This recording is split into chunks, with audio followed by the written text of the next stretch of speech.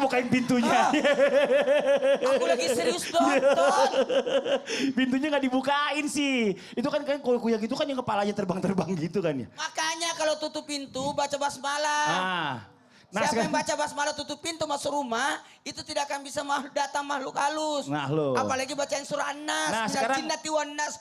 nah, sekarang gini Ustadz, gimana caranya ciri-cirinya nih? Kita tahu bahwa kalau kita ini sedang terkena atau kiriman ilmu hitam atau gangguan jin Ustadz di rumah. Mohon izin. Tepuk tangan buat Ustadz Maulana, silakan Ustadz Maulana. Izin Habib dan Ustaz Sam. Habib yang dikabulkan doanya. Amin ya Allah. Karena lagi sakit. Amin. Masya Allah. Cepat sembuh. Bismillahirrahmanirrahim. Assalamualaikum warahmatullahi wabarakatuh. Waalaikumsalam warahmatullahi wabarakatuh. Jamaah. Yeay. Oh jamaah. Yeay. Alhamdulillah. Alhamdulillahirrabbilalamin. Allahumma salli ala sayyidina Muhammad wa ala sayyidina Muhammad. Kita sudah masuk di 10 yang kedua dari bulan Rajab. Semoga kita mendapatkan ampunan keberkahan. Dan insya Allah semoga kita diberikan umur panjang hingga masuk bulan suci Ramadan. Berbicara tentang ilmu hitam. Kemudian mohon maaf ada gangguan jin. Tidak bisa dipungkiri. Karena Rasulullah SAW pun pernah dikirimi yang namanya ilmu hitam tersebut. Sehingga turunlah asbabun nuzulnya surah Al-Falaq dan An-Nas. Jamaah yang dimuliakan oleh Allah, terima kasih banyak buat semuanya. Baik yang nonton maupun yang ada di studio, yang lagi di rumah. Dan termasuk tim Islami Tindak yang mengangkat tema ini. Karena ini sangat penting. Ternyata ada ciri-ciri orang yang terkena gangguan ilmu hitam dan yang diganggu jin. Apaan? Ilmu hitam, Bapak bilang ilmu hitam. Istilahnya mah sunat. Ilmu hitam ya. Ilmu hitam. Maaf ya kita beda gigi. Ilmu hitam. Jadi ada gangguannya berupa apa? Susah tidur. Susah tidur. Orang yang kena gangguan jin, gangguan ilmu hitam, itu ada sakit yang susah dideteksi sama kedokteran. Sehingga dia mohon maaf ya, bahkan penyebab gangguan jin dan sebagainya kadangkala terjadi perceraian. Nauzubillah min dzalik. Perceraian. Dia tidak suka lihat suaminya. Dia benci melihat suaminya. Sehingga bahkan terjadinya pemutusan silaturahmi. Nauzubillah. Nauzubillah summa nauzubillah. Mudah-mudahan kita ada penangkalnya sih. Kasih Amin. amalan. Amalannya baca tahlil. Oh Masya Allah. Itu baca tahlil kan luar biasa. Lengkap pada semua surah Al-Ikhlas, Al-Falaq, An-Nas. Bener. Kemudian surah Al-Baqarah. Ya baca itu. Nanti kita lanjut lagi ya. Makasih banyak tepuk tangan buat Ustadz Maulana. Masya Allah. Lagi semangat dia nih soalnya. Nah ini buat jamaah Islam itu yang ada di rumah, saya punya video lagi ya. Tentang ada orang yang dendam dan merasa diguna-guna. Ada pria baru Parubaya ini di Tasikmalaya menghabisi nyawa lansia. Nauzubillah summa nauzubillah. Ini di tayangannya. Iman 53 tahun ditangkap di rumahnya pada Kamis 11 Mei 2023 sekira pukul 23 waktu Indonesia Barat. Tersangka melakukan penganiayaan karena didasari oleh dendam atau sakit hati. Dari informasi yang saya dapatkan bahwa pelaku merasa dendam, sakit hati karena menganggap bahwa korban yang berinisial M ini melakukan guna-guna terhadap dirinya dan keluarganya sampai akhirnya pelaku ini mengalami demam beberapa hari. Ya, nauzubillah ya, mudah-mudahan ini gak kejadian di kita dan ini belum tentu juga bahwa orang itu memang kirim-kirim sihir ya. Nah iya. tapi gini Ustadz Syam, tapi memang orang banyak yang datang ke dokter nih, katanya tadi Ustadz Maulana bilang, ngecek katanya kok saya ngerasa diri saya sakit, tapi pas dicek di dokter itu gak ada penyakit apa-apa. Apakah ini merupakan bahwa dia terkena gangguan jin atau terkena guna-guna atau bagaimana? Mohon izin menjelaskannya. Tepuk tangan buat Ustadz Syam. Bismillahirrahmanirrahim. Tabi guruku Habib Nabil Ustadz Maulana Mas Fadli, jamaah di studio, jamaah di rumah. Al-Quran surah Az-Zukhruf ayat 36-37. A'udzu billahi minasy syaithanir rajim.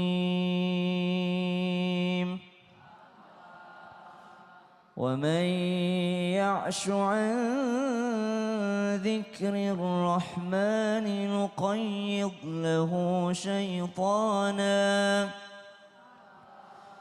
نقيض له شيطانا فهو له قرين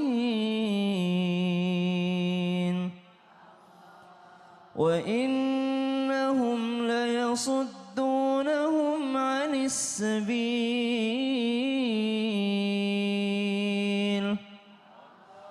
ويحسبون أنهم مهتدون.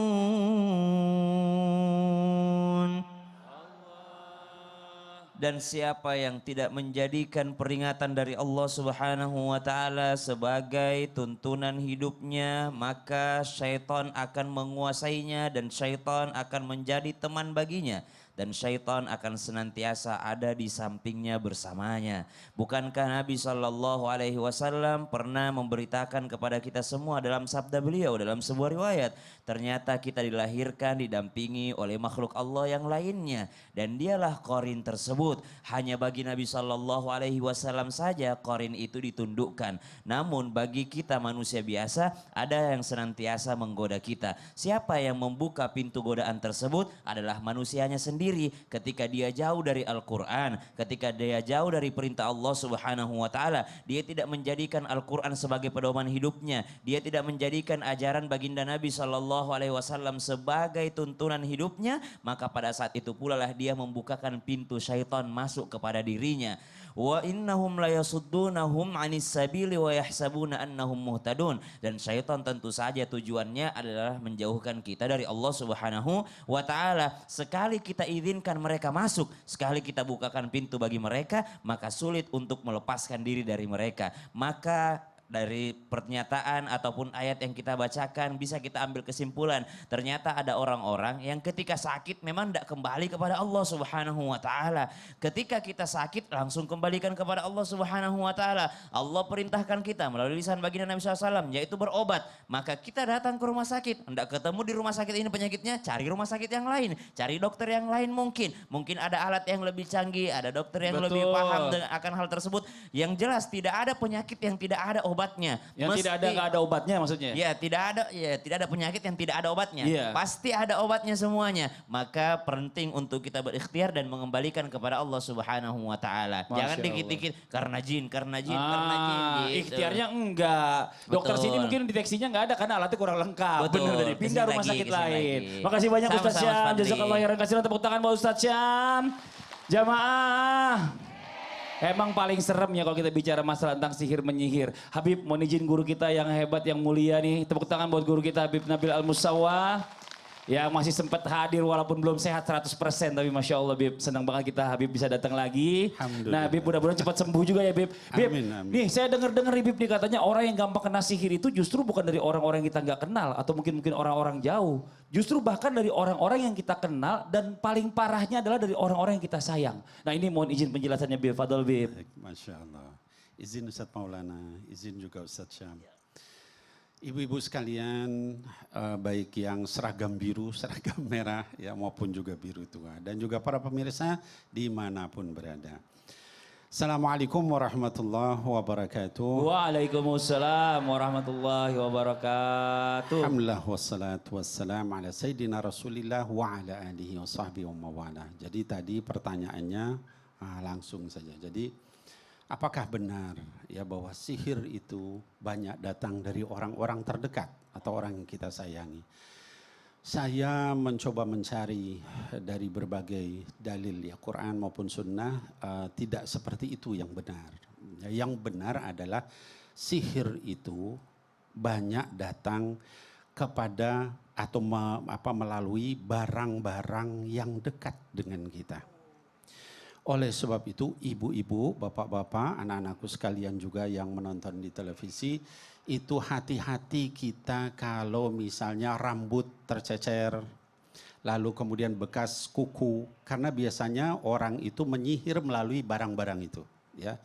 Di dalam hadis dikatakan, diriwayatkan oleh Imam Bukhari dan Muslim dalam sahihnya, bahwa Nabi Muhammad SAW dalam satu kesempatan itu pernah disihir oleh seorang Yahudi ya dari Bani Zurek ya. Dia ini Labid ya atau Lubaid Al-A'sam atau Ibn Al-A'sam ya, seorang Yahudi. Dia menyihir Rasul dengan rambutnya Nabi Muhammad SAW dimasukkan di dalam gigi sisir, bekas sisir yang rusak ya, kemudian dikasih mayang kurma jantan ditaruh di dalam sumur di bawah batu. Lalu Rasul merasa badannya seperti tidak nyaman. Kemudian beliau seolah-olah, nah terkait dengan hadis ini para ulama beda pendapat. tapi sebagian besar berpendapat yang terkena itu fisiknya. Karena seorang nabi dijaga ruhnya oleh Allah Subhanahu wa taala.